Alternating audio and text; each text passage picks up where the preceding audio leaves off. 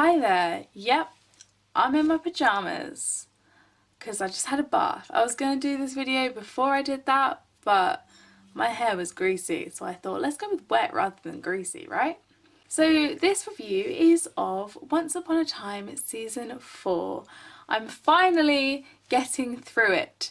There are so many episodes, but it's so good. So that's a key. It is amazing as always. I know a lot of people kind of were less interested as of season 4, but I still really enjoyed it. I was a little bit worried when it had all the Frozen kind of thing. I was like, really? We going for this? Okay, seems a bit much to me, but okay. But actually, I quite enjoyed it. It was a little bit Disney, where it hasn't been before at times, but for the most part, it was all relevant to our characters that we already currently have, and there were some interesting story arcs. Frozen is in the first half because the seasons are split into 2 halves. So the first half of season 4 is all to do with Frozen and the Snow Queen, and I thought that was really interesting to have Elsa and also have the Snow Queen. I thought that was an interesting predicament. I found it, I don't want to say interesting again, but I found it interesting. It was well done, I thought, at least. I know a lot of people don't like Frozen, so got upset by that, but I think it can be safely said that I quite like Frozen, so it was fine. Generally the special effects in this are pretty good. Once Upon a Time special effects are pretty awesome, but I must say that Grandpappy did the head troll did look extremely fake, which was a shame because up until then I thought it was pretty good, the CGI.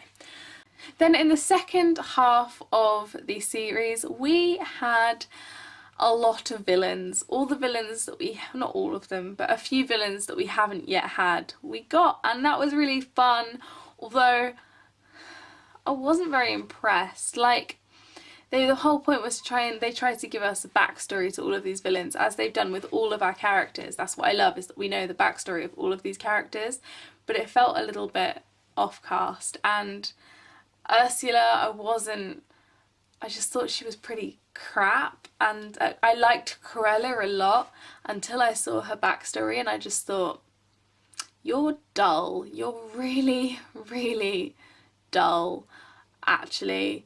Like, because she's just a psychopath. That's all there is to that. She's a psychopath. Like, that's not a backstory, that's just she's a psychopath, which is a cop-out. I feel like it was a bit of a cop-out. And Maleficent, I actually like Maleficent quite a lot. I think she has a story arc and a plot, and I liked her. Yeah, but I did enjoy the concept of having so many villains in one place. Obviously we've got Regina, who's trying to reform herself. We've got Rumpelstiltskin. We've got these 3 new villains. We've got darkness in other ways. I'm trying not to give spoilers in case you haven't seen the series. We've got darkness in other ways, and we have another villain return.